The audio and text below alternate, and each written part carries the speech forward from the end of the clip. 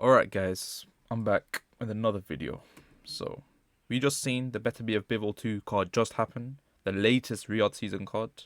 Very banging card. A lot of good fights. Today, I'm focused on the heavyweight fights. Them being Zhang Kabayel and Bakoli Parker. And obviously, we've seen these two fights, how they happened, how they turned out. Kabayel winning, stopping Zhang, and Parker knocking out Bakoli. And these two fights have impacted the next matchups for the heavyweights in 2025. Both these winners have determined what's going to happen next.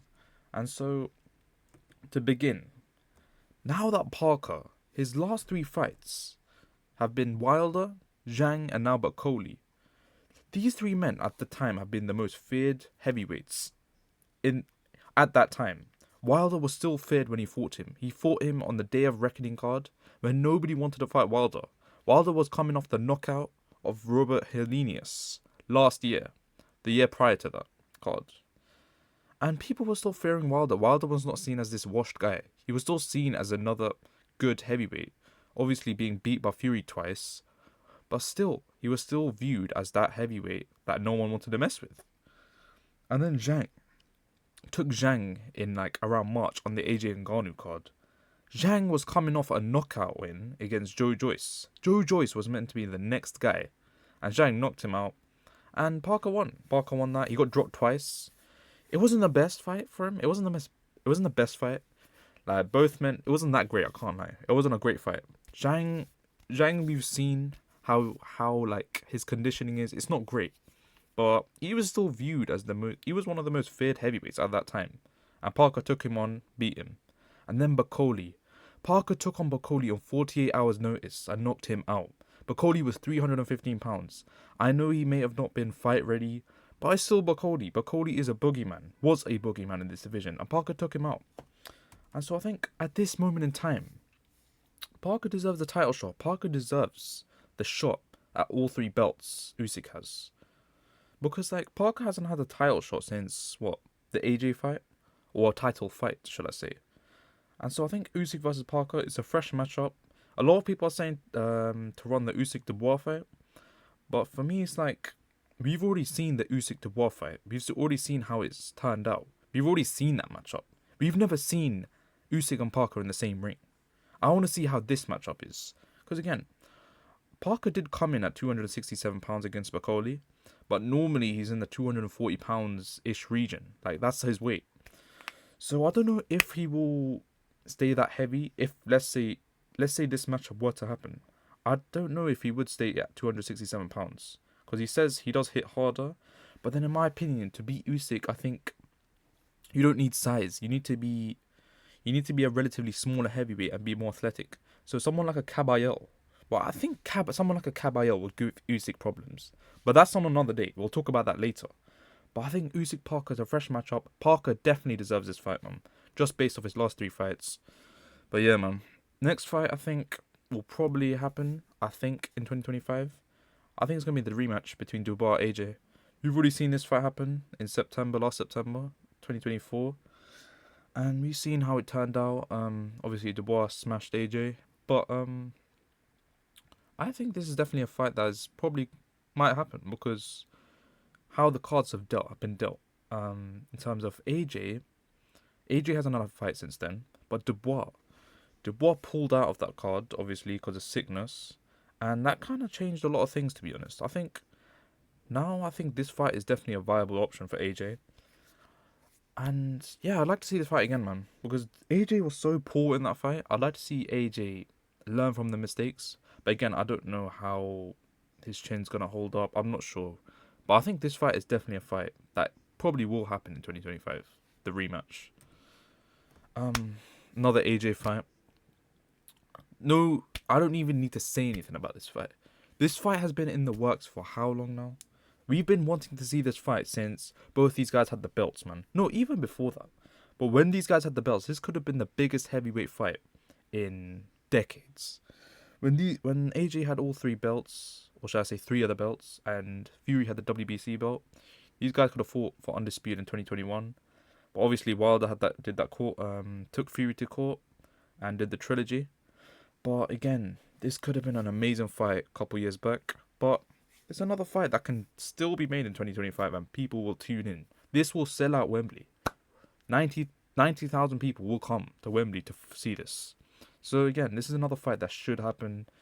I don't even care that there are no belts on the line. I do not care. These two need to be in the ring. This is a matchup between who is the best of their generation. Or their era, should I say. Because I feel like now we've reached a new era of boxing. Where there's some more new guys coming in, like Moses Atoma, Fabio Wardley, Ajit Caballero. These guys, these newer, younger guys, they're coming in. Daniel Dubois. This is their era now. AJ Fury, they're in the previous era. And I think these two need to fight to see who is the best out of these two. Because I can't even say who is the best in that era, because it's not them two, it's Usyk, if you think about it. But just based off all the trash views been talking about AJ the last couple of years, we need to see this fight, man. No questions asked. Now, with Caballero, I don't know who you'd match Caballero with. It's a weird one, man, because, like, all of the heavyweights I've already matched up with, and those matchups I've talked about just before have made sense, but Caballero's a weird one, because I don't know who you put Caballero with. I don't know if you put Caballero with Dubois, Usyk, I don't know.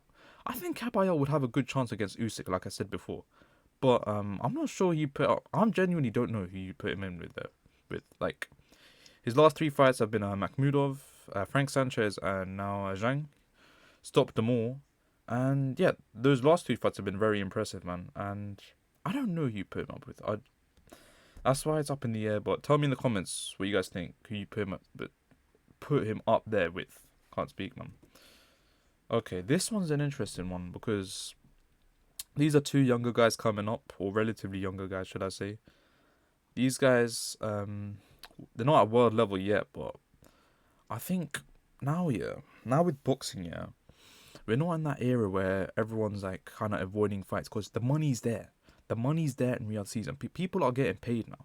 So I think these younger guys, I'm talking about any division in general, are more willing to take fights with each other because the money's there now. So they've got money. They're gonna get paid, and also it just brings back that old vibe of boxing back in the 60s and 70s when everyone was fighting each other. That's why we knew all of these legends back in the 60s and 70s. There were so many names. We know all these names like Ken Norton, Muhammad Ali, Joe Frazier, George Foreman, Floyd Patterson. All these people fought each other. So I think we're reaching that time in boxing where people are going to start fighting each other again. And we're going to get all these names and legends again. So I think, again, this is just a matchup between two young people. Not at world level yet, but I'd love to see it, I can't lie. And this would just be an amazing fight to watch anyway. On a main card in Riyadh season or a co-main, it'd be sick. And this is just a fun matchup I'd like to see. Maybe on a Riyadh season main card to start off a card, or even in the midsection of a main card. Is Wilder and Ngannou. Ngannou's already called out Wilder a couple times now. Wilder was gonna fight on that BLK Prime card in March, but I'm not sure what's going on there. I think Wilder's done at actual world level, obviously, but I'd like to see him have a fun match with Ngannou. I'd genuinely give Ngannou a bit of a chance here because again, I'm not sure what Wilder's got anymore. I don't know about his capabilities anymore, and Ngannou's game about it. Like, he wants to fight Wilder, and it's a fun matchup. I'd like to see it, man. It'd be a fun matchup to see. And now, this one is an interesting one. So these two, Zhang and Hrgović. So Zhang and Hrgović both coming off losses, but not shameful losses, to be fair. Like, Hrgović coming off a loss against Dubois, who is the current champ now, the IBF champ. And Zhang coming off losses against Parker and Caballero, which is not shameful at all, because Parker, I hope, will be fighting for the title against Usyk, and Caballero, probably a champ in the future, to be honest. He's very good, man. So I think these guys could battle it out. These guys have already fought before on the Usyk AJ2 undercard, and it was a close fight. A lot of people thought Zhang won, but Hrgović won. And I'd like to see this rematch. It would just be another fight just to add on the main card, and people would tune in because it's a heavyweight fight. And yeah, I'd love to see it, man. And yeah, man, That's really it, man. Those are my matchups I've been talking about that I hope are most likely to happen in 2025. I'd like to see it. I don't know about you guys, but tell me in the comments what you guys think. Like the video. You already know what to do, man. Let's go.